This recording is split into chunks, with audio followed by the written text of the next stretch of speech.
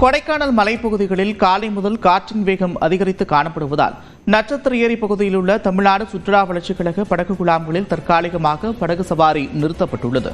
இது தொடர்பான கூடுதல் விவரங்களோடு செய்தியாளர் ஜாஃபர் இணைகிறார். ஜாஃபர், விவரங்கள்.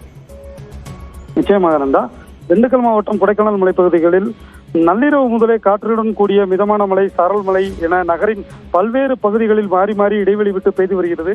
இதனைத் தொடர்ந்து நட்சத்திர ஏரி பகுதியிலும் காற்றின் வேகமானது காலை முதல் அதிகரித்து காணப்படுவதால் சுற்றுலா பயணிகளின் பாதுகாப்பு நலன் கருதி நட்சத்திர ஏரி பகுதியில் அமைந்துள்ள தமிழ்நாடு சுற்றுலா வளர்ச்சிக் கழக படகு குழாம்களில் தற்காலிகமாக படகு சவாரியானது நிறுத்தி வைக்கப்பட்டுள்ளது. குறிப்பாக படகுகள் அனைத்தும் ஒன்று சேர்த்து வேறு எந்த பகுதிக்கும் நகன்று விடாமல் கயிறு மூலம் கட்டி வைக்கப்பட்டுள்ளது. இதனால் படகு குழாம்களின் உட்புறம் சுற்றுலா பயணிகள் இன்றி வெறிச்சோடியே காட்சியளிக்கிறது.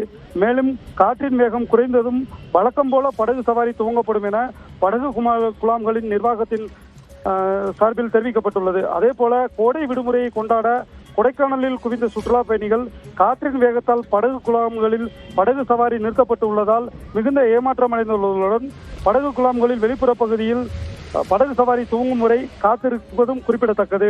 நந்தா, நன்றி ஜாஃபர், விவரங்களுக்கு.